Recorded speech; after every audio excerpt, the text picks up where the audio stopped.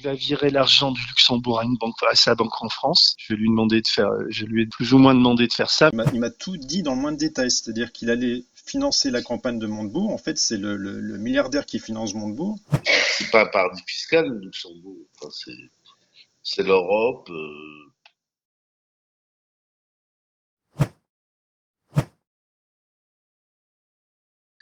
Comment ça s'est passé avec Vinci Guerra? Je te cache pas que ça me pose vraiment problème pour plusieurs raisons. Déjà parce que j'ai clairement l'impression qu'il veut dicter la ligne éditoriale à Blast. Moi, il m'a dit carrément, il nous a donné une liste en gros pour détruire des compétiteurs de son protégé, tu vois, Arnaud Montebourg là.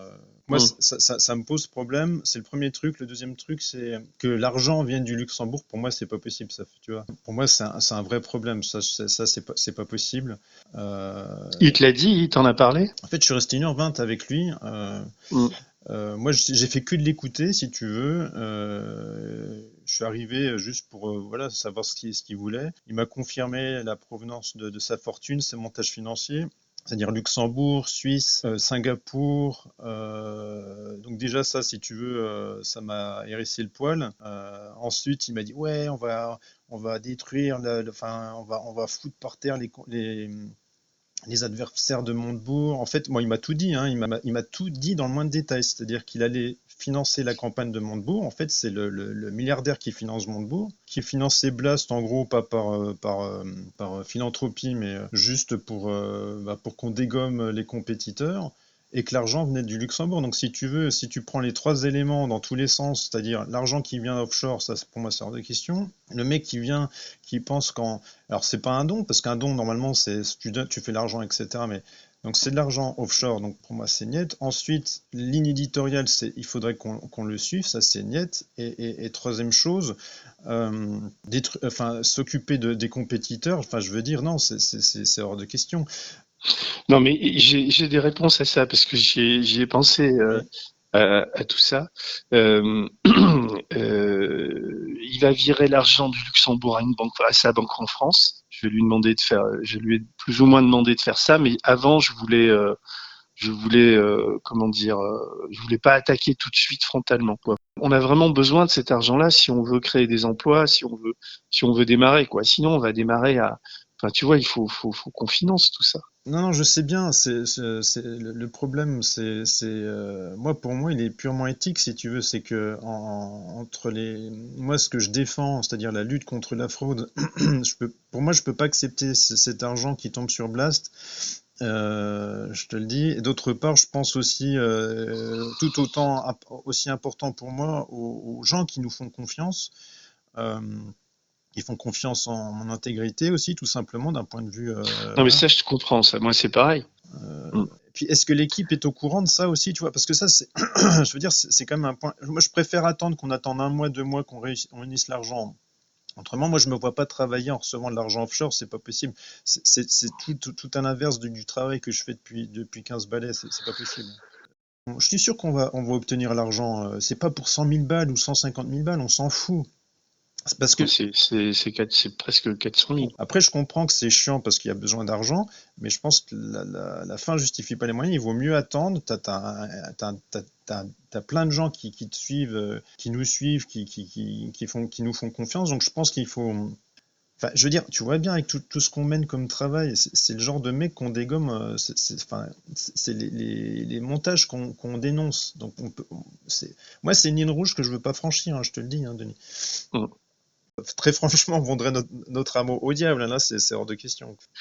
Parce que il me dit, si tu veux, je peux passer par une banque française. Je dis oui, ce serait mieux. On va en parler, quoi. Parce qu'il me demande, je lui dis, mais la BIL, c'est la Banque internationale du Luxembourg, donc je la connais bien. Je dis, mais c'est clean, cet argent. Il me dit, oui, c'est hyper clean. Je pourrais te le démontrer, etc. Je dis bon, écoute, on en parlera. Tu vois, j'ai un peu mis ça comme de la poussière sous un tapis. J'étais déjà content d'arriver parce que moi ça fait quand même 4 mois que je travaille. Bien sûr. Donc mais en plus, si tu veux, ce que je comprends pas avec ce genre de type, parce que c'est une façon aussi de nous corrompre, hein, ou de tenter de nous corrompre plus exactement. C'est-à-dire, ce que je comprends pas avec ce type, c'est que pourquoi il a pas son pognon en France, bordel? C'est quand même pas compliqué.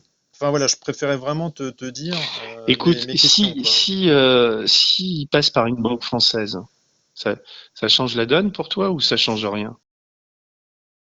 Quand Maxime Renaï dit que ce fameux donateur était contre la GPA ou avait l'air très intéressé par le sujet de la GPA, ou qu'il voulait qu'on diligente des enquêtes sur Hidalgo, qu'il était un peu en maquis avec Arnaud Montebourg, ça vous fait quoi? C'est vrai, c'est pas vrai? D'où est-ce que ça sort? Alors, c'est vrai, c'est Maxime qui le dit. Je ne sais pas si ça a été contredit par Denis. Il parle, je pense, d'une réunion qui a eu lieu tout début décembre, où moi je suis restée 10 minutes, un quart d'heure. Donc je ne sais pas ce qui a été dit après.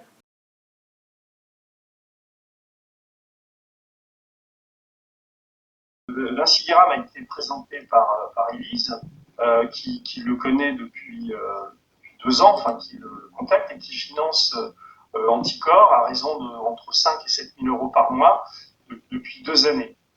Ce Vinci Guerra est un personnage particulier, on est quelques-uns à l'avoir rencontré, donc Catel, Maxime, Élise, et puis voilà, on l'a rencontré dans ses bureaux à Paris. Enfin bon. Donc c'est quelqu'un qui a fait fortune en vendant des brevets à Microsoft pour environ 300 ou 400 millions et qui depuis a fait prospérer son argent en s'appuyant en particulier sur la défiscalisation et sur les paradis fiscaux. Ce que moi je savais pas l'ampleur, mais je savais tout ça, quoi. Mais ce week-end, donc, il m'a dit, moi, j'ai pris ma décision. Comme tu me dis que tu as besoin d'argent, je te fais 100 000 euros tout de suite. Je peux passer par une banque française pour te faire le truc, mais c'est un peu chiant. J'ai un compte de ma holding au Luxembourg, à la Banque internationale de Luxembourg. C'est de l'argent clean, parce que il m'a dit qu'il blanchissait pas d'argent, mais il fait de l'optimisation fiscale. Voilà. Donc, et il m'a dit, pour la suite, donc on a discuté, il m'a dit qu'il avait 4 ou 5 idées qui étaient Drahi, Tête de Turc, qui était Niel, qui était Arnaud, qui était Benalla, et puis il avait des dossiers sur elle. Donc en gros, il me demandait si on pouvait enquêter là-dessus, et aussi une enquête sur la PSA, sur la manière dont les labos américains utilisaient le lobbying autour de la procréation médicalement assistée, ce genre de choses. Bon, on a discuté assez librement de tout ça.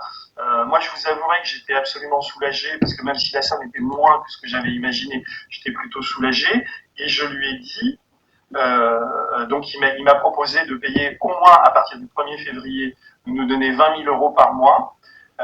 Et donc, je lui ai suggéré, je lui ai dit, il m'a dit, mais comment on peut faire? Donc, il avait bien accroché avec Maxime.